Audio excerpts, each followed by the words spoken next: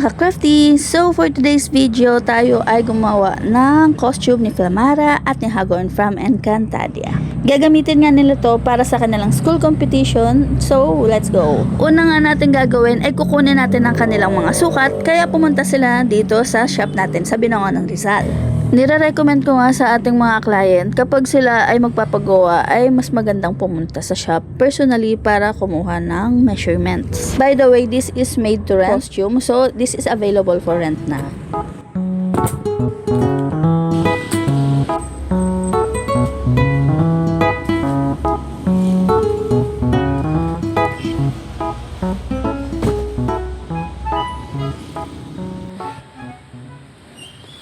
Magsisimula nga tayo sa pagpapattern nitong costume ni Flamara. Kasi si Flamara yung nakikita kong pinakamatagal gawin. Kasi siya yung mas maraming details.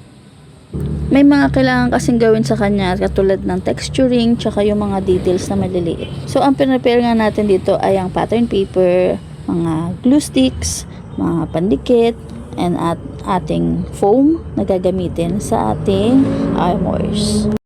At syempre, ilalagay na natin to sa ating foam at ikakat and ididikit na siya one by one para mabuo ang ating breastplate. Importante sa lahat ng ating cutter ay matalim. Para sa akin kasi sa experience ko sa mga cutting ng mga foam, nakaka-apekto siya sa quality ng armor kapag hindi matalim yung cutters natin. So, importante lagi natin siyang hasain or papalitan lagi ng bagong blade. Coming from me, tapos mukhang hindi matalim yung cutters ko. Charing lang. Hindi, kasi bukod sa nakakapagod siya, masakit siya sa kamay kapag hindi matalim yung cutter. Lalo na kapag makapal yung foam.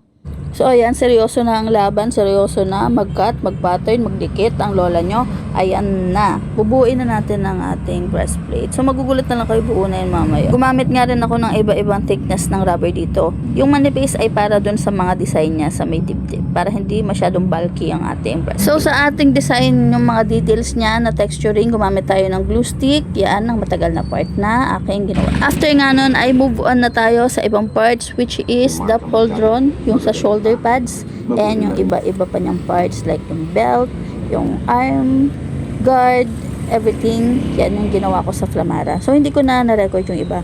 Nag-move on na rin ako kay Hagorn kasi I don't have much time na mag-record kasi medyo rush na tayo. Kay Hagorn ay yung ating basic na armor. Yung kanyang torso ay pinaghiwalay ko yung sa may bandang abs niya para medyo nakakayuko yung client natin.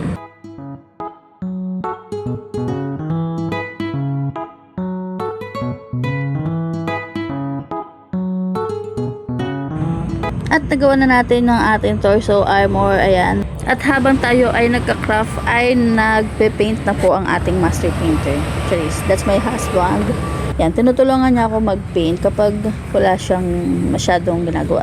Work from home siya this time, so medyo napabilis ang ating trabaho.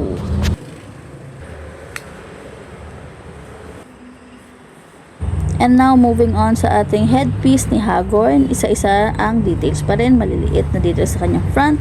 At ito na ang aking merienda. Thanks so much. Ayan, pagkatapos niyan ay ipagdidikit-dikit lang natin yan para mabuo. O diba? Sino ka dyan?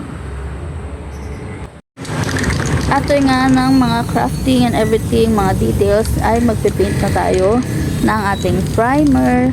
Ayan, pampakintab din yan.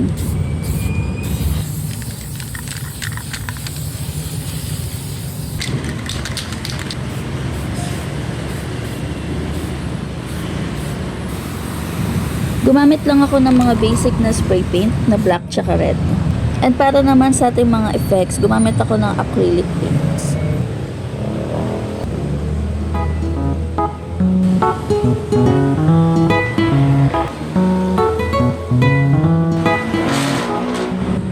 At wala, tapos na ang ating painting. So mag-move on na tayo sa ating inner parts, which is tayo ay magtatahi.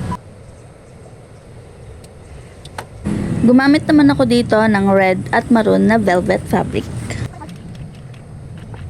Kailangan lang natin ditong gawin ay yung top niya at saka yung skirt.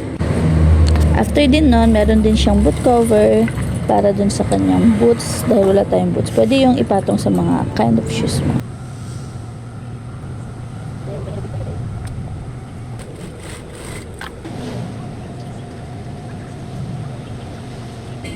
And habang ginagawa nga natin yung mga parts ng mga fabric, nilalagyan na rin ng velcro yung mga armors at the same time kasi tuyo na yung mga paints.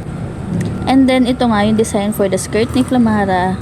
Yan ay ginawa ko ng isa-isa, as in mano-mano siya kasi wala akong makuhang ganitong pattern. So gumawa na lang ako using leathers. And tada! Ito na yung armor and fabric parts ni Flamara. So magmo-move on na tayo kay Hagorn. Ito, ginawa ko na lang is nag-recycle na lang ako ng kapa dito sa shop ko na hindi naman masyadong nagagamit. So perfect naman yung combination ng red tsaka black. And ginawa ko na lang, nilagyan ko siya ng mga parang design sa ilalim and then sinunog ko siya. Yo. It's for the effect. And ayan, mga successful naman ang aking kapa. Maganda naman ang kinalabasan. And then gumawa nga pala tayo ng boot cover ni Flamara using some leathers, tsaka mga pinagsama-sama kong mga iba-ibang leathers na available sa akin. Tinatahi ko nga pala to, nasira yung makina ko. Buti na lang meron tayong spare na portable machine. Kaya ayun, natapos pa rin tayo. OT na tayo this time. Anong oras na? I think mga 12 AM na.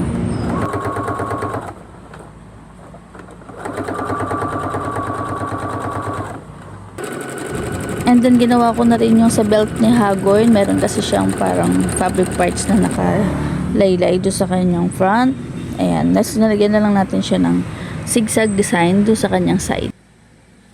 And here, finish na yung kanyang belt. So moving forward sa ating last part, which is the detailing ng mga costume parts, yung paglalagay ng garters, yung pagdidikit kung saan siya dapat nakalagay, assembling and everything. At nang matapos tayo ay nag-set up tayo for the photos and everything. At dineliver nga namin to personally sa kanila para maiayos namin yung fitting. And kung meron mang adjustments or everything, may request sila para sa, kunyari, hindi maayos yung ganito, yung ganyan, maayos namin personally. At nandun kami. So, all in all, ayos naman ang kanilang fitting, sakto lang, and na-adjust naman, and nag-enjoy naman sila sa kanilang costumes.